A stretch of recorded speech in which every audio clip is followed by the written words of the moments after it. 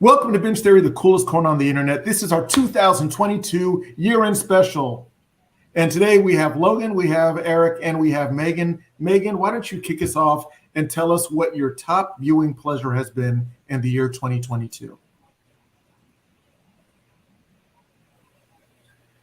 So my top film of the year is definitely Everywhere All at Once. Movie came out very early in the year, and it was, it came out. Sometimes I feel like when movies come out very early, you kind of just like forget about them, but it's definitely been a movie that's stuck with me throughout the whole year, and I definitely think it's stuck with a lot of people. It's definitely had a lot of kind of interest surrounding it, and especially awards for award season now. I feel like then Golden Globe, stuff like that, it's a lot of buzz. So it's definitely something that that I feel like I really enjoyed. A lot of other people really enjoyed. Definitely top of the year, probably top 10 for me of all time, just because it felt like something that hit very close to home with me. Just being, a child of immigrant parents, especially child of Chinese immigrant parents, and it was very much kind of like seeing my own family on screen. And so there was a lot of things that I felt like I was very connected to, just in terms of the family, the story. But not only that, but I just, the story that it was telling, with all the absurdities, the comedy, the action, just it's a combination of everything. And it touches on all these points. And there's like things that happen in film that are just so absurd, and it feels like it wouldn't really make any sense, or you kind of would think about it and be like, this, why would you cry about like people dog fingers, or like, rocks that are just kind of sitting, discussing the existentialism of life, and there's all these ridiculous, and it just does everything so well. So and it's just something that, every step that it takes is just one thing after another, and it hits all the points that it needs to. And I think it's one of the most unique films I've ever seen, and it's definitely something I feel like, if you haven't seen it, it's definitely something that I feel like everybody should check out. So that's definitely top movie for me of the year. Excellent call. And just if I can dovetail on that, this was done by the Daniels, which also they did Swiss Army Man, which is, a great use of the absurd, but to give it heart. And they brought a lot of humanity, especially in this one. I think one of the things that made this awesome, now, because of the Marvel universe, we're all now familiar with the term the multiverse. And this touched into that. So I think we're at a stage where our brains have caught up with the idea of different facets of life, coming together. So this was not that jarring. It was actually something that we've seen before, but they've done it in a totally original way and a heartfelt way. And it was just such a beautifully crafted work of art that, it had family, it had action, and they brought back, what's his name? And I don't want to call him Short Round, but, from the Indiana Jones, Temple of Doom. He was also, yes, and he was also in Goonies. So if you were a child of the 80s, he was the Asian kid, the only one that was ever seen in movies back in those days. And he came back, and you just love this guy, especially because he's different characters.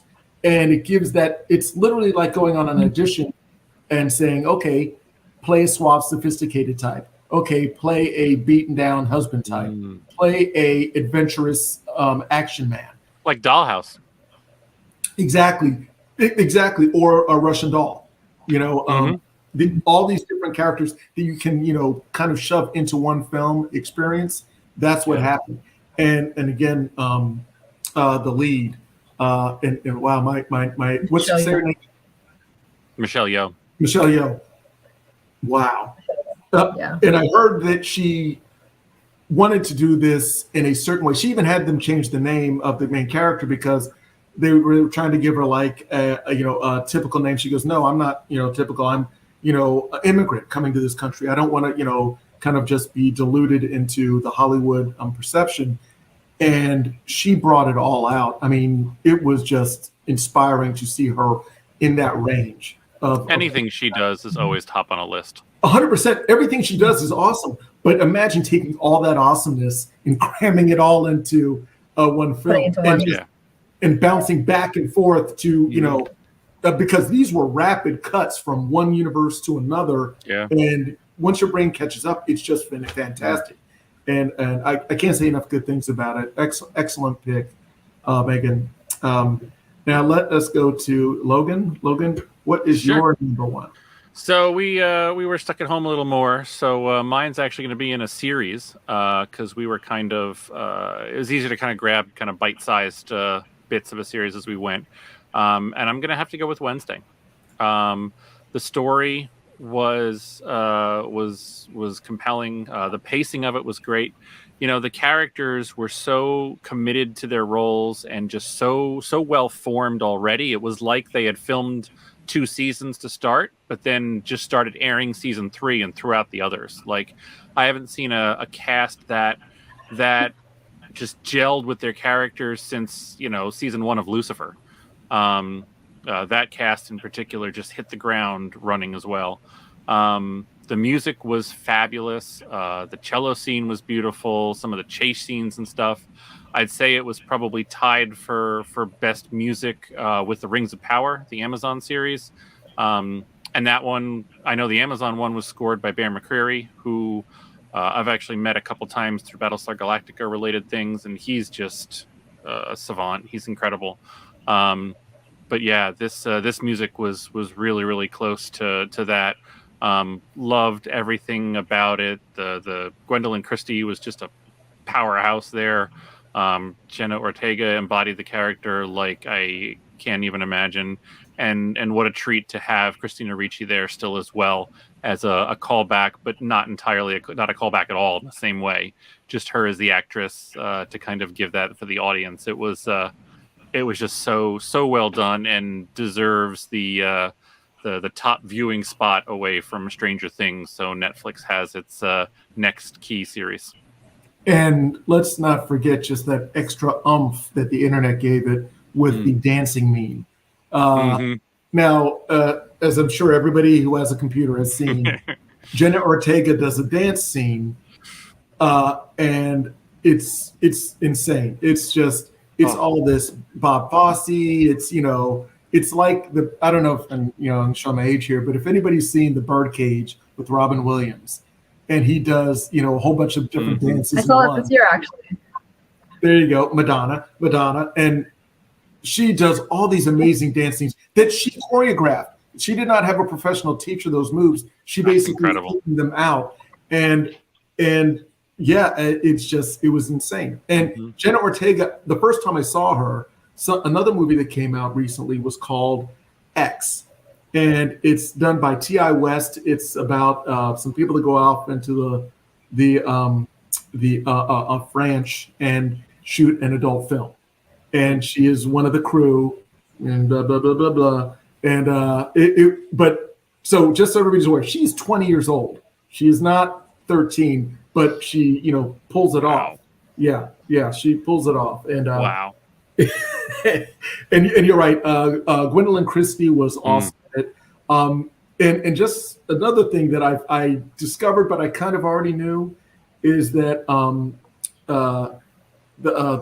what's the name of the mother? Catherine Zeta-Jones. Catherine Zeta-Jones. Yes, she's not Latin. She's not Latin at all. But you just see the whole family, because you have the father, and I'm losing his name too. Luis Guzman. Luis Guzman, and Jenna Ortega, and even the brother who plays Pugsley is Latino. But yeah, Catherine Zeta-Jones, Welsh. in case you did not know that. So now you do. Now you do. There you Yes. Megan, have you seen Wednesday? I've seen half of. I was actually just talking to a friend about this. I've seen half of it. I haven't seen the whole thing. I don't know. Maybe I don't want to say that it wasn't really for me just because I haven't seen the whole thing. And I have a friend who told me she was like, you really kind of get into like episode 5, episode 6, like really get into it. So I saw a little bit of it. I don't know if it's like necessarily like for me, but I can appreciate what it's doing. And I also I think it's an amazing cast. I think the aesthetics are great. Jenna Ortega, again, I think she's a up and coming actor. Like she's about to do like so many things, and she's in a lot of stuff too. Like I know that you mentioned X, which she was in, but she was also in this movie called The Fallout, which was about like a school shooting. It was something more serious. And then she was also in the Scream movies. And then she's done The remakes? She's done other things too. She's kind of blowing up right now, and I think she has a lot of eyes on her, so huge things. And again, but there's I also wanted to I don't know, like this is kind of like a side thing, but I don't know if Christina Ricci, like she made kind of like this comeback in Wednesday, but she also made a kind of comeback. I don't know if anybody has seen this show called Yellow Jackets. I think it came out this year or last year, but she also kind of she was in that, which is also very kind of that was a really good show. Not to branch off, but I just wanted to make that little comment in case anybody has seen it. But yeah, other than that, Wednesday was. Yeah, I feel like it's definitely something that it's delayed. So, but yeah, it's definitely something I feel like I need to go back and watch just because everybody said such good things about it. So I think I just need to sit down and just go through the series again. So yeah. And I will double down on what Logan is saying in regards to the cello scene and just the score. This is Tim Burton, by the way, just so everybody's aware. So you definitely get that goth, gloomy aesthetic. But again, Tim Burton knows how to pull out scores. I mean, if you watch his films, I mean, everything from Edward Scissorhands to the Batman, and Batman Returns. I know that was Elfman, I think, that did the scores there, but just fantastic pairing of aesthetic and sound. Good one, Logan. That is a definite one. Yeah, so please check out Jenna Ortega, a 20-year-old playing a 13-year-old, or however, I don't know how old she is, but she pulls it off. She looks like a little girl. And the dance scene alone, you got to see it. Oh yeah, that's worth the price of admission. Okay, Eric, good sir, what have you enjoyed in the year 2022? I would have to say, of the things that I've seen, the Fabelmans is the one that really grabbed me. And just like Megan, before we did this, I went and wrote down as many as I could of the things that I've seen in 2022, to try to kind of get them all in front of me, because I didn't want to just come in here with the Fabelmans because I saw it recently, But man, that movie, I tell you, it hit me really, really personally, because I grew up in kind of this a little bit of broken family situation, and so it meant so much to me. And the Fabelmans on its own is a great movie, but it really it checks a lot of boxes. I saw it with a friend of mine, and he kind of made the comment, and that I should have realized that this is Steven Spielberg's biography. He's a filmmaker. He's not going to sit down and write a book. He's a filmmaker. So he made a movie, And I thought that was such a brilliant comment of a friend of mine. And so there's that. The other thing that really touched me about the movie is, this is a love note to his father, And it's also a love note to cinema too, because let's face it, 2022, there's crosshairs on the cinema experience. It's in danger, and if we don't support it, it's gonna go away. You got to get your butt out in the seat. You got to get some popcorn, and you got to see that movie because, if we don't do that, the cinema is gonna not be in your hometown. So anyway, the movie was just fantastic. I know I'm kind of all over the place here, kind of like popcorn, but I was raised by my stepdad, and my stepdad was a documentary filmmaker.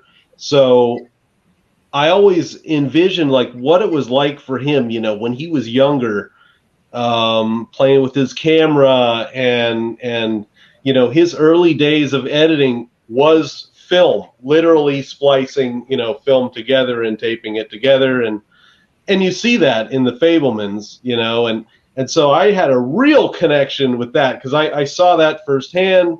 A lot of the jobs that I was doing, when I was really young, I was editing stuff on the big tape, the large 3/4 inch tape. So I never really got into the actual slicing and stuff, but I can appreciate the editing, part, and I love how he gave that such importance in the movie because editing is a very important part of making a great movie. So yeah, I thought the main character, Gabriel, I can't think of his last name. I thought he did a fantastic job. He showed me a lot of what it would be like to be a young Jewish, of Jewish descent in the West. And, as somebody who's not Jewish, you can only kind of imagine what that might be like. But man, he just puts it right in front of you. This is what it was like. And Spielberg had some statements to make to some of those bullies. He's still holding some of that pain that he experienced, and I thought that was really good that he showed that on screen. So yeah, it was a fantastic movie. It took place over such a long period of time. And yeah, I don't know. It's just really right up my alley. So that's my contribution. That is a fantastic pick. It didn't make my list, but it was right there. And two things. One trivia and one a little more heartfelt. The trivia thing is you're 100% right. Editing is what makes a film. Mm-hmm. And if you want an example of that, the first version of Star Wars Episode 4, A New Hope, was trash. It was garbage. Okay. And fun fact, Steven Spielberg's wife came back and edited it and made it the masterpiece that is a cornerstone of American culture today. Wow. Yep. And then he made a lot of money and divorced her. So that is yes, that is exactly also the quintessential American story. Yes. But if you actually you can go online and look at the original Star Wars edit. There's some clips out there and it looks so horrible, but she brought so much to it. And that editing turned just another kind of a trashy sci-fi serial into this iconic film that we've known and loved for generations.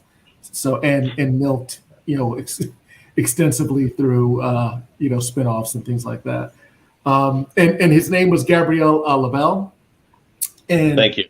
Yes, and he was fantastic. And yeah, I knew that going in because I saw it as well. That it was basically Steven Spielberg's semi-autobiographical take and his experiences growing up. And yes, I only have the experiences that I have, being, African-American in America.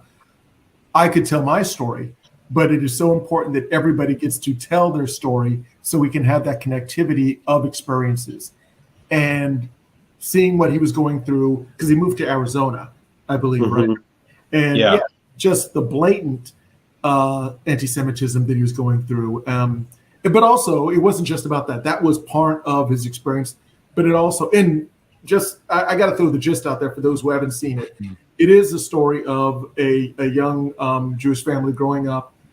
There is a little bit of, let's just say, family issues going on between the husband and the wife, and the kids trying to navigate that and grow up while moving from place to place. The father's played by Paul Dano, and he's like the scientific type, and his wife is and the wife and the mother is played by Michelle Williams, who is more the artistic and flamboyant type, very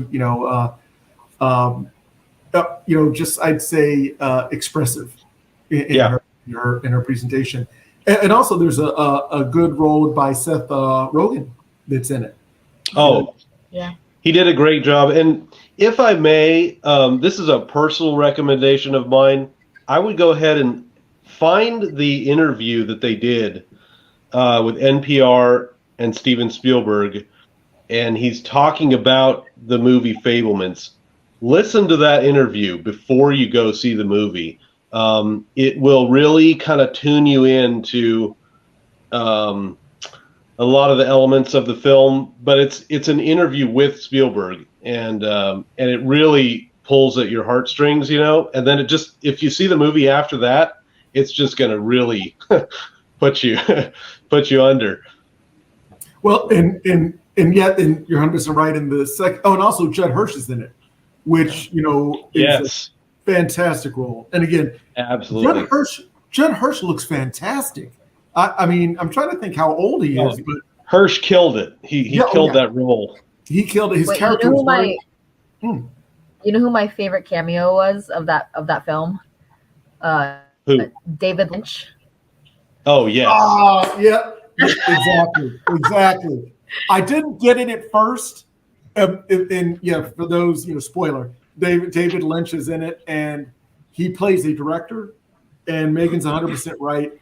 His character is he's just so David Lynch, and he has a patch on one eye because he's playing an actual director that Steven Spielberg met when he was coming up trying to be a filmmaker, and the dialogue is exactly what Steven Spielberg experienced when he was trying to get a job as a director in the studios, and it's just one of the quirkiest dialogues you'll ever hear. And David Lynch, he should do some more acting because he's a madman. He's so funny. He's so funny. Yes. Thank you for that, Megan. That's 100% right. I will dovetail onto what you were saying, Eric. The second point I was going to make was absolutely some of the fuel that I think drives him, or at least what's in his DNA with the anti-Semitism he experienced, you can see in Schindler's List, and Saving Private Ryan. And just, that I don't want to call it animus towards what he experienced, but just a documentary type of a eye where it just right in your face and says, this is what happened. And it's, cliche, but, and it's not okay. So you don't forget and you learn. And I'm not going to make it political, but, cinema is under attack. You're right. And, I go there regularly. Trust me, I'm there. They got my seat for me. They know what I'm going to order. It's a thing. But one of the things that we've been experiencing in society these days has been the effort to try and prevent documentation or teaching of events that have happened. Trying to kind of erase them from history, so there's no accountability or having to deal with anything. I think that's one of the things that Steven Spielberg is just so good at, is he puts it right up here and says, this is what happened. You need to, we're not trying to wag the finger, but you need to understand it. Like the old saying goes, a person who doesn't know history is doomed to repeat it. So you have to acknowledge these things have happened. Otherwise, it's going to happen every generation. Because if you don't talk about it and understand it, you don't improve. You just keep. Well, and I think the same could probably be said for James Cameron with the Avatar. And I haven't seen it yet, but I know he's very concerned about the ocean, and so this is kind of, I know that there's going to be stuff in there that is, take care of the ocean and type of thing. So yeah, I mean, every director has their platform, but I just really liked how Spielberg just made sure that everybody got that message, that he was pissed, and because they didn't like him because he was Jewish, or he was of Jewish descent, and I thought that was perfectly appropriate. I was glad that he did it. That exactly. I mean, if that's part of his story, then he needs to tell that, and I'm glad he didn't shy away from it. And yep. And to your one other thing you're talking about was the editing process. I loved, and you will see him slowly improving upon his skill set with the editing. Like he'll be doing some at home razor and scotch tape editing. Oh, really? Okay. And then he gets the editing bay, and and then he gets a better editing bay, and you're just seeing him grow, and you're going along with him in his skill set. Yeah, I love that. And I loved how he would just, I'm like, how are they going to pull this shot off? The guy's sitting at an editing bay. How are they going to make this interesting? And they're doing a 360 around him, and I'm just like, wow, you nailed it. You pulled it off, So I think one of the, and this isn't a spoiler, but it's just to show that he had the knack and how he was inspired to make editing choices or tricks, trick photography. There was a scene, and he was in the Boy Scouts, I think, out in Arizona, and he was shooting like a war film, and everything looked really fake. So he figured out how, by just pricking holes in the film to let light through, that it would look like a gunshot. Yeah. Just that one thing, but you saw the genesis of it, and you're like, and I had those moments where I'm like working on a project, and then you're like, you just tilt your head, and you're like, oh, I could do it this way. And it's a game changer. And I love those moments that they show in this. I don't want to gloss over the Michelle Williams role in that, because she was not, and first of all, forgive me, Megan, you have seen it, right? Yes. Oh yeah. Such a good movie. Yeah. And you have it. You'll see it. It'll be probably streaming, in a month. Oh yeah. One of the things and again, Michelle Williams, I've seen her in a lot of amazing things. I've seen her take on the role of Marilyn Monroe. She did, I think it was the Marilyn and Me, a movie like that, and she was really good in that. And she's also good with Casey Affleck in Manchester by the Sea. Manchester by the Sea. That was amazing. Devastating movie. Great actress. And in this one, her character is, and like I was trying to say, very expressive. Some might say, she's not touched, but just unbridled. And she just seemed like whatever she wanted to do, she was just going to do it. And she seemed, it almost, I don't want to say that Steven Spielberg was, shaming her, but he did kind of make it seem that she was putting her own needs above the family. But she needs to be herself, and she needs to take care of herself. She can't throw her life into something if it's not what makes her happy. So it was a really interesting thing about that. The Paul Dano, Michelle Williams. Yeah, that was an interesting dynamic, and Spielberg talks about his mother supported his filmmaking, right? But she also busted the family, and she had him holding a secret that a boy at that age shouldn't have to hold, So, anyway, it's a kind of a sad story. It's also a love story. Exactly. Exactly. And a biography. and you're right. I that the story that the mother made him hold, and it's not. I mean, this is Steven Spielberg's biography. There's no real spoilers in it, but in essence, she had an affair, and it was destroying the family, but the father didn't know, or he did kind of know and just didn't want to address it. And Steven Spielberg knew, and the way he knew was also on brand for the story. He was editing a family video film, and while he's editing it, he's seeing them interacting, and he pieces it together literally. He pieces it together. You see what I did there? Yes. and it was really interesting. Because you don't expect the moments in your life to be cinematic, but there's a lot of stuff that went on in his life that, like I think James Morrison once said, "Did you have a good life? Enough to base a movie off of?" And Steven Spielberg did that. So, great film. What's your pick, Julian? Oh, it's my turn? All right. It's your turn. It is. All right. Now, here's the thing, and I want to preface this. By saying that there were a lot of great films, a lot of tear-jerking, a lot of emotional films, but I am picking one that just checked, and Eric used the expression before, checked a lot of boxes. It was entertaining. It was something that I would watch multiple times. It was something that moved me, and I may get a little pushback from the internet. Internet, be nice. But the one that I had, now originally I had 3, but we scaled it down to just 1. So the one I'm putting out there is the Batman. Let's go. Let's go. Now, what's funny is a couple of years ago, my favorite film was The Joker. Yep. Yes, and again, I am not. I like comic movies for entertainment. I don't see them as being high art, but they don't have to be as long as they check the boxes up.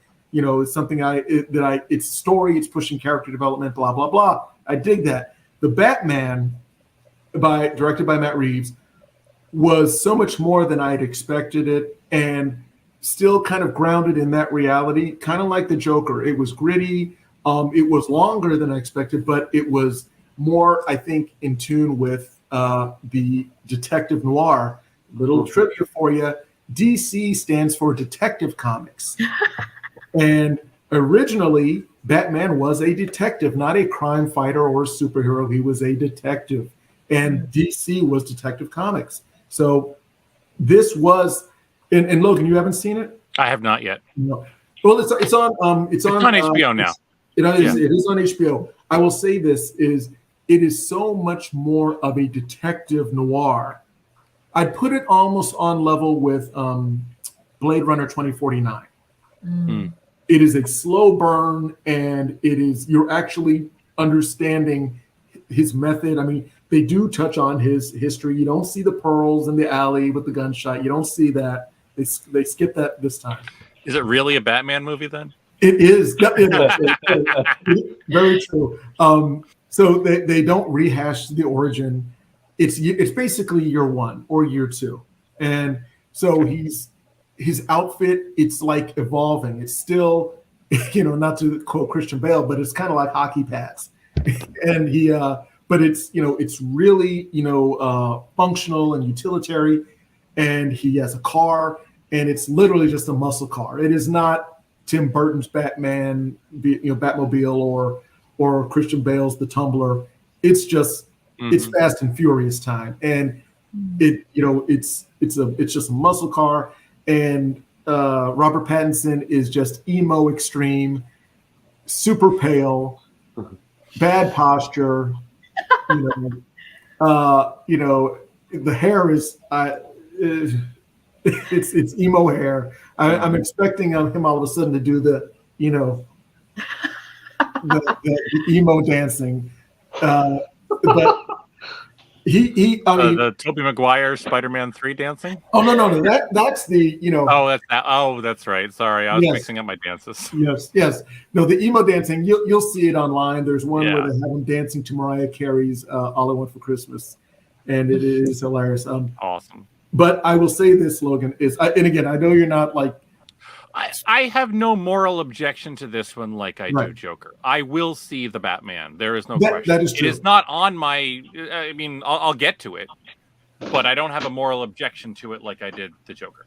And I respect that, Logan, honestly. You know, Still. because that's a messed up movie, man. I have no desire to Woo! glorify that kind of character or those kinds of no, I sorry. respect that. I said that 2 Valid. years ago when it came out, and I wasn't going to watch it, and I haven't watched it, and I still have no intention to. So, and again, you're not wrong. You're not wrong. Yeah. For the Robert De Niro scene alone, you are not wrong. Now, Megan, obviously you saw Joker and you saw Batman. Which one do you think is better, or which one did you enjoy more? I should say it that way. Definitely Batman. I'm gonna throw more controversy to this. Please. I'm actually not a big fan of Joker. The shock on your face. I think that I'm not gonna lie. Like, I think that the script itself was just fine. Like, I felt like it was trying to be very like daring and like, you know, kind of like disturbing or whatever, but it was kind of, I was watching and I was like, okay, there's like moments where there's like shocking scenes, but I feel like they were just kind of trying to be too not like too cool, but like they were trying too hard. It's kind of how I felt about the Joker. Like, I felt like, but you know, I know a lot of people really liked it a lot, but I just kind of like was watching and I was like, there's definitely scenes. There's like a scene at the end, like, no spoilers. There's a scene when he's like running and there's like blood that I thought, I'm not gonna lie, I know it's supposed to be like a cool scene. I thought it was so corny. I was like, all right, it's a little corny. But I will say, I think the thing that really makes the Joker is definitely Joaquin Phoenix's performance.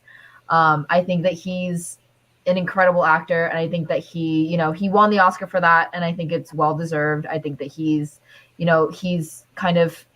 been acting for so long, and I feel like he really needed that recognition, and I'm glad that Joker did that for him, because I think he's a phenomenal actor, and I feel like it's very much a long time coming for that kind of recognition. So big fan of Joaquin Phoenix. He was really, really kind of what held that movie together. Not to say that it was like bad. Again, like, it's something maybe I should probably rewatch, but I wasn't a huge fan of it. But again, like, I know a ton of people were, so that's just my like 2 cents out there. Nobody cares about my opinions though. So, but I will say Batman. Big fan of Batman. I would say like it was probably like, I want to say maybe like top 10, like I saw a ton of movies this year. I want to say maybe top 10, top 15 movies. Batman for sure. I'm a big Matt Reeves fan. I think he's a much better director than the guy that did the Joker. I forget what his name is. Todd something Phillips. I forget what his name was. Todd Phillips. Todd Phillips. That's right. Yeah, I think Matt Reeves is a really, really good director. I don't know if anybody here has seen the Planet of the Apes trilogies, but phenomenal trilogy. Especially like, I mean, just everything about that is so good. And I think that I remember when he got attached, when he was like attached to do the Batman movies, I was really, really excited for that. And I think that I don't know, I think that he has this kind of quality. He brings this kind of very serious, kind of very kind of mature quality to kind of stories that could kind of become a little ridiculous. Like, I know like you think about the Batman, like you've had like kind of a ridiculous like rendition of Batmans in the past, kind of like, you know what I mean? Like Batman Returns, you could really take a superhero movie and it could be, you could take this concept that's kind of ridiculous, like Planet of the Apes, like they're talking monkeys, like that could really go anywhere, you know what I mean? But like he takes that concept and he turns it into something very like something that has a lot of depth and something that seems very, something very serious and kind of has a lot of like emotion to it. So I think that he's a fantastic director, and I'm a big fan of Robert Pattinson, was a big fan of Zoe Kravitz, just a big fan of that cast overall.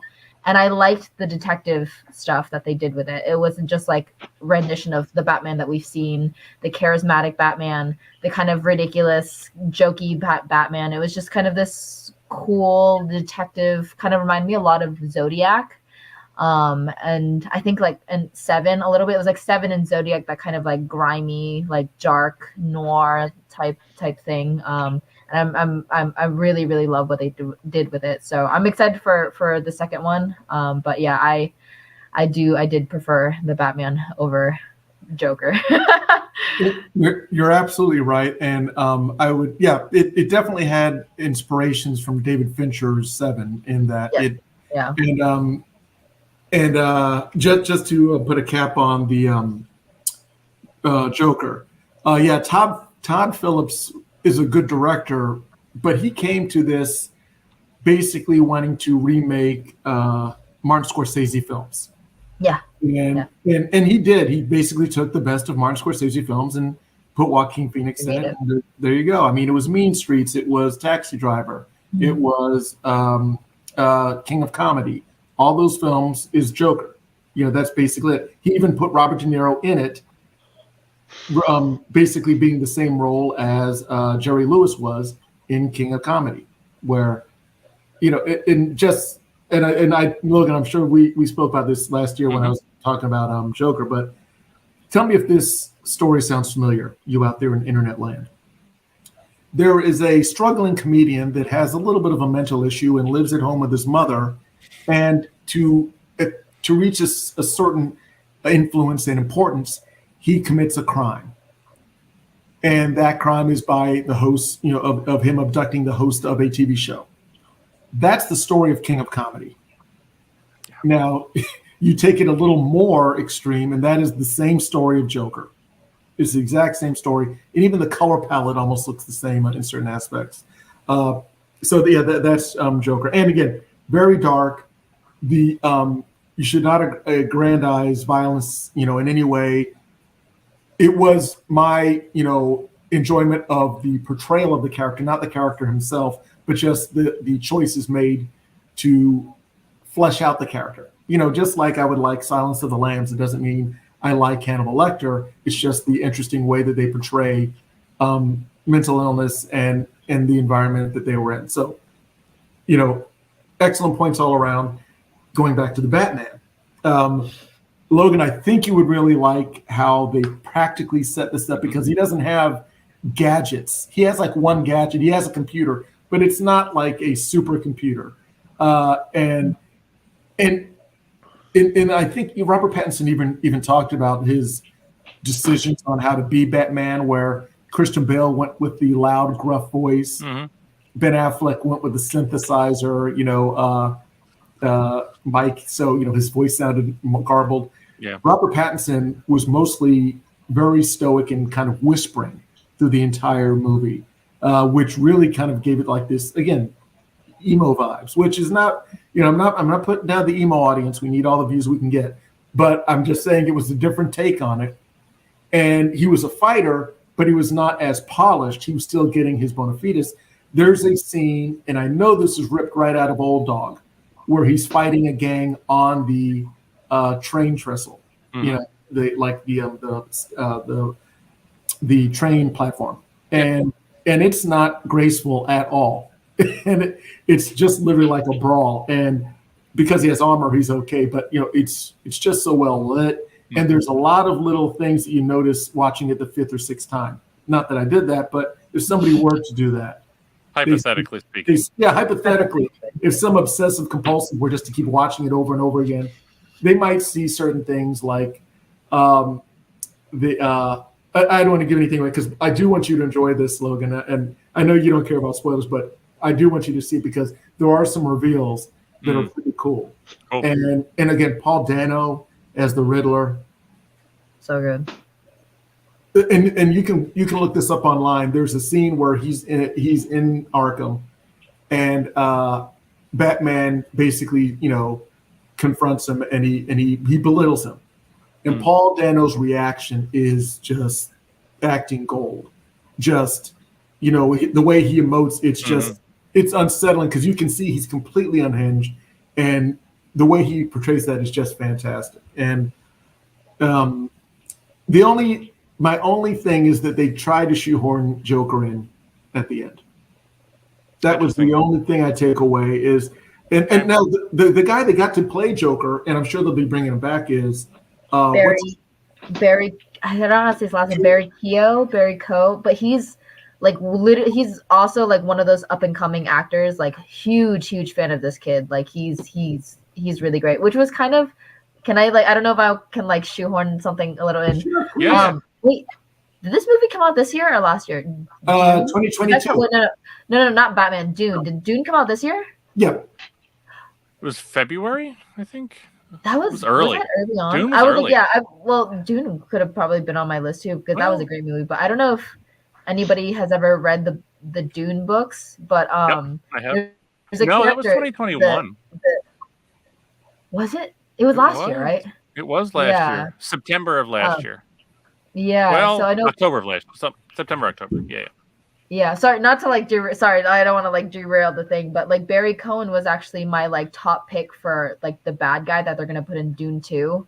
I forgot how to say his name. Fade. Oh, Fade, yeah. Yeah. So he was who I wanted to play that character, but I think it went to like Austin Butler, and I was like, okay, sure. But like Barry Cohen would have been such a great choice for that, because I think he's such a phenomenal actor. He was also in Banshees, the Banshees of Inisherin this year, which was also great. He was also shout out Killing of a Sacred Deer. Killing of a Sacred Deer. Shout out to that actor because he's phenomenal. Also, very much like Jenna Ortega is gonna like take off like for sure. But sorry to not to like derail, but he's a great actor. He was also in I always miss this name up. The Marvel properties. What was it? Not the Immortals. Eternals. Yes. Yeah, he was in that too. So yes, I think you would appreciate it, Logan. So I'm going to hold you to seeing it sometime in your life. Sure, that'll happen. And coming back here and telling us what your thoughts were. I think these are all fantastic films. I think, we have basically, these are the only films you need to watch. All the other ones, throw them in the trash. The ones that we've just listed to you, it's gold. We only give you what do you call it? We're the cream of the crop here. We only give you the top level cinematic experience to enjoy.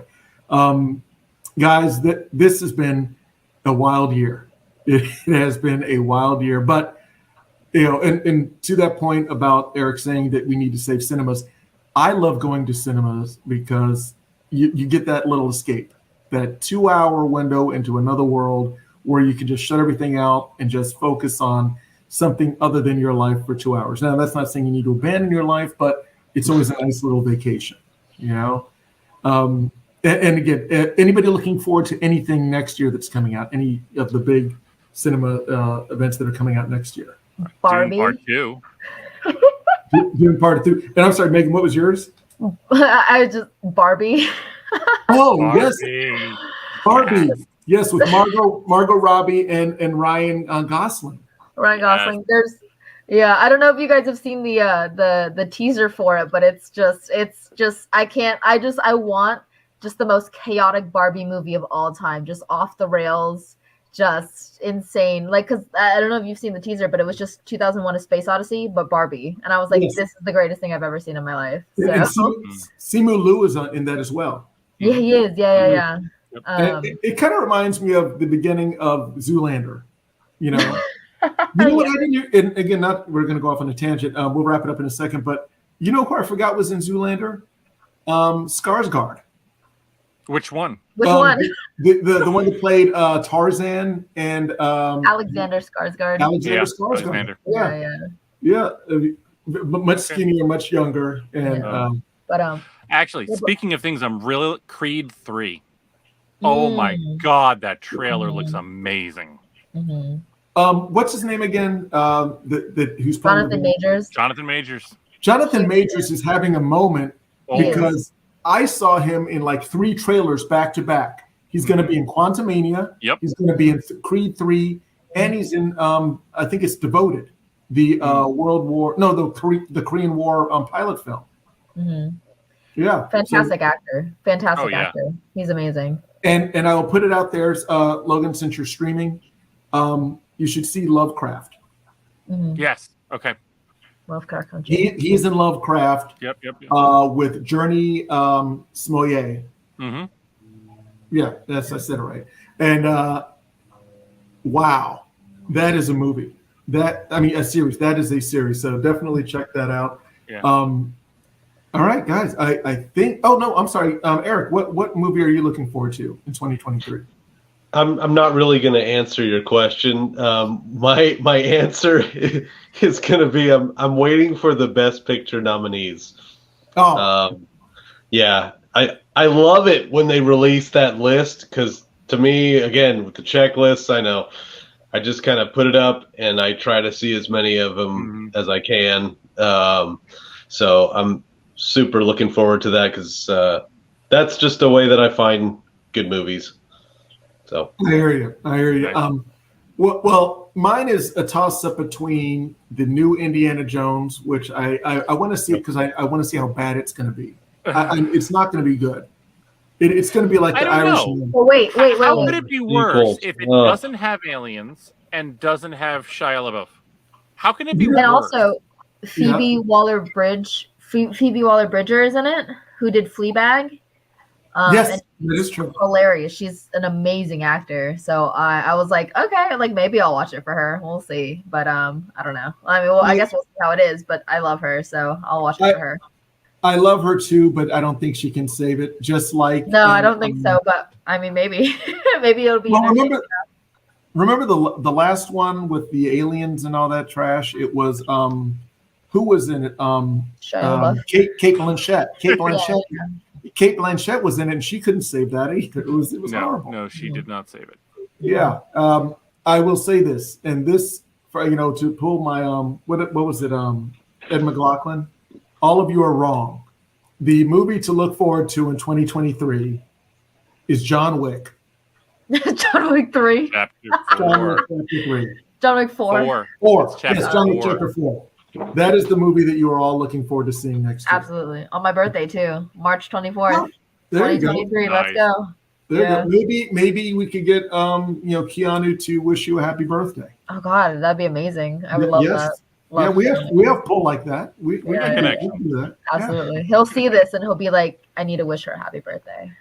He does live around where I live, so if I run into him filling his motorcycle at a gas station, I'll give he a quick seems shout. like the kind of guy who would do that too. Yeah, Eric, just look at a lot of benches on bus stops because I see he eats sandwiches there. Sad, just eating a sandwich on a Exactly. Well, a bench somewhere. All right, guys, and again, Megan, thank you so much for joining the crew. You're awesome, and thank you for having Logan, me. Eric, thank you for. I know we've been on hiatus for a little while doing the shows, but we're back, bigger and badder than ever. And want to thank you guys so much for making this an awesome 2022. And you out there on the internet, thank you so much for watching our show. You can go to our website because we've revamped it and we're posting a lot of reviews. We also have merchandise. Yeah. See that? Yeah. Look at Logan's mug. Exactly. So we got the cool merch, and you don't really matter in this world unless you have merch. That's the former president. But anyway, no, we're not going to put out any NFTs or anything like that. We might, but at the end of the day, thank you so much for your support, watching our channel. We're on all the social platforms. Don't forget, we're on TikTok, we're on Instagram, we're on Facebook, we're on Twitter, we're on Discord, we're on what's the one where all the gamers go? Twitch. Yes, Twitch. All of that. You can't escape us on the internet. So we are there. Please, be sure to have a good New Year. Be safe. And if it's worthwhile, it is worth binging. Take care, everybody. Have a happy New Year.